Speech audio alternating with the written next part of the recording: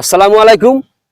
সম্মানিত খামারি ও কৃষক ভাইরা, আপনারা যে যেখান থেকে আমার এই ভিডিওটি দেখতে পাচ্ছেন, আমি সবাইকে জানাই আন্তরিক শুভেচ্ছা এবং অভিনন্দন। আজকে আসলাম ঘাসের কাটিং কাইটা, তারপরে এখানে বাছাই করতেছি। তো এই ঘাসটার যেই কাটিংগুলা কাটছি, এই ঘাসটার নাম হচ্ছে জারা ওয়ান হাইব্রিড ঘাস। এটা হচ্ছে ডক্টর জহির ইসলাম স্যারের হাত ধরে আজ থেকে অনেক বছর আগে আমাদের বাংলাদেশে কিন্তু এই ঘাসটা কিন্তু এসেছিল। এই ঘাসটা মূলত চীন থেকে আমাদের এই বাংলাদেশে এসেছিল। দেখেন এই ঘাসের কাটিং আমরা কিভাবে কেটে তারপরে আমরা বাছাই করে তারপরে বস্তায় ভরে তারপরে কুরিয়ারের মাধ্যমে বাংলাদেশের প্রত্যেকটা জেলায় অথবা উপজেলায় পর্যন্ত আমরা কিন্তু এই ঘাসের কাটিং ডেলিভারি দিয়ে থাকি। এই যে দেখেন এখানে কিন্তু যে কাটিং গুলা রয়েছে, এগুলো হচ্ছে আপনার পরিপক্ক কাটিং। এই কাটিং রোপণ করলে আপনি খুব সহজে আপনার এরকম ঘাস খাওয়াতে পারবেন। এই যে দেখেন আমার পাশেই কিন্তু এই ঘাসের জমিটা, এই ঘাস কিন্তু খাওয়াতে পারবেন। প্রথমে দেখা যায় আপনার যদি এরকম দুইটা কাটিং যদি আপনি রোপণ করেন তাহলে এরকম ঝোপালো ঘাস হবে, কিন্তু এখান থেকে ঘাসটা কাটা হয়েছে এই বিধায় এখন মনে হচ্ছে যে এখানে ঘাস তো অল্প কয়টা ঘাস এরকম দেখা যাচ্ছে। কিন্তু ভাই এখানে কিন্তু দেখেন বড় ঘাসটা কিন্তু কাটার পরে এখন কিন্তু ছোট গাছগুলা কিন্তু রয়ে গেছে। দেখেন আবার নিচ থেকে কিন্তু ছোটটা কিন্তু আবার হচ্ছে। বড়টার পরে কিন্তু এটা ছিল ছোট, তো এটা কিন্তু এখন বড় হয়ে গেছে। আর এখান থেকে কিন্তু নিচে দেখেন ছোট ছোট কিন্তু অসংখ্য ঘাস কিন্তু হচ্ছে। এই ঘাসটা যদি আপনি একবার রোপণ করেন, একবার রোপণ করলে কমপক্ষে 5-7 বছর কিন্তু আপনি গরু ছাগলকে খাওয়াতে পারবেন। তো আগে যদি আপনি ঘাস চাষ না করেন, যদি আপনি আগে খামারে আপনার গরু উত্তোলন করেন কিংবা ছাগল উত্তোলন করেন, তাহলে কিন্তু আপনি লসে পড়ে যাবেন। এর কারণ ভাই ঘাসে কিন্তু খরচ কম। ঘাস ছাড়া কিন্তু গরু ছাগল কোনোভাবেই পালন করা যায় না। ঘাস হচ্ছে গবাদি পশুর যে অন্য জিনিস আপনি খাওয়াবেন না, কোনো কিছু খাওয়াবেন না, কিন্তু শুধু ঘাস খাওয়াবেন। গরুর স্বাস্থ্য ভালো থাকবে অথবা দুগ্ধ জাতীয় গাভীর দুধ বৃদ্ধি হবে এই ঘাসের মাধ্যমে যদি আপনি গরু ছাগল পালন করতে পারেন। তো আপনি কোন ঘাস চাষ করবেন সেটা কিন্তু একান্তই আপনার ব্যক্তিগত বিষয়।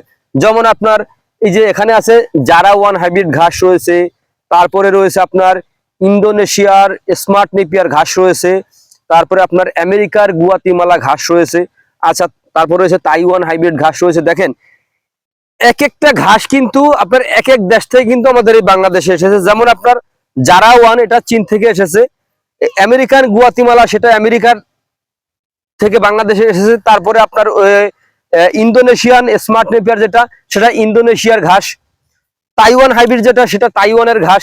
তো এক একটা দেশের ঘাস কিন্তু এখন বাংলাদেশে ব্যাপক হারে চাষ হচ্ছে, কিন্তু বিদেশের ঘাস এখন বাংলাদেশের মাটিতে কিন্তু ব্যাপক হারে চাষ হচ্ছে।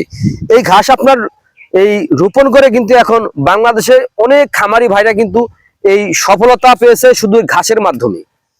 ঘাস ছাড়া গরু ছাগল পালন করলে আপনি কখনোই আপনার খামারে আপনি লাভের মুখ দেখতে পারবেন না। ঘাস যদি চাষ করেন তাহলে অবশ্যই আপনি ঘাসের মাধ্যমে গরু ছাগল পালন করলে আপনার লাভের মুখটা, আপনার খামারের লাভের মুখটা আপনি দেখতে পারবেন। কারণ দেখা যায় ঘাসে কিন্তু খরচটা একেবারে কম।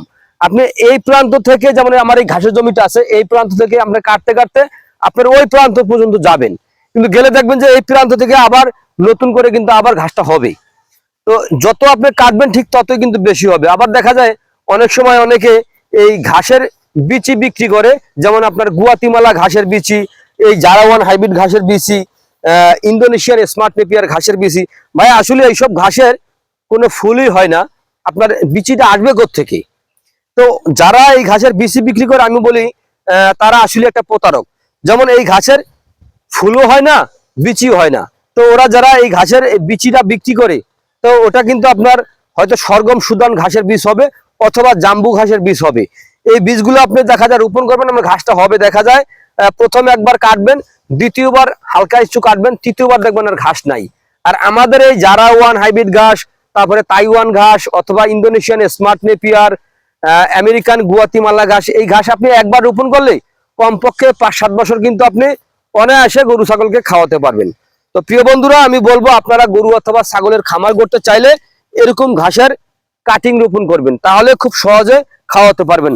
তার আগে একটি কথা বলি, যেমন অনেকে দেখা যায় ঘাসের কাটিং রোপণ করার সব ক্ষেত্রে এভাবে দাঁড় করিয়ে কিন্তু কাটিংটা রোপণ করে, ওই ক্ষেত্রে দেখা যায় আপনার ঘাসটা ভালো হয় না। তো কাটিংটা এভাবে দাঁড় করিয়ে না রোপণ করে মাটিটাকে একটু নরম করে তারপরে একটু হাত দিয়ে এইভাবে সরাবেন, মাটিটাকে সরিয়ে এখানে একটি কাটিং রাখবেন, আবার এখানে একটি কাটিং রাখবেন, রেখে হালকা পরিমাণ এভাবে মাটি দিয়ে আপনি ঢেকে দিবেন। তাহলে কিন্তু আমরা চারটা গিট থেকে কিন্তু চারটা চারাই কিন্তু আমরা গজাবি। তো চারটা চারা থেকে কিন্তু এত বড় বড় ঝোপা কিন্তু আপনার হবে। প্রথমে কিন্তু এত বড় ঝোপা হবে না, আস্তে আস্তে কিন্তু এটা ঝোপাটা বড় হবে। তো আমি বলবো যদি আপনারা এই যে কোনো ধরনের হাইব্রিড ঘাসের কাটিং এর রোপণ করতে চান, তাহলে আমার স্ক্রিনে দেওয়া নাম্বার আছে, এই নাম্বারে আপনারা যোগাযোগ করে তারপরে আমাদের থেকে ঘাসের কাটিং নিতে পারেন। তো প্রিয় বন্ধুরা, এতক্ষণ ধৈর্য সহকারে আমার ভিডিওটি দেখার জন্য আপনাদেরকে অসংখ্য অসংখ্য ধন্যবাদ। তো আজ এখানে এ পর্যন্তই। আপনারা সকলে ভালো থাকবেন, সুস্থ থাকবেন। আল্লাহ হাফেজ।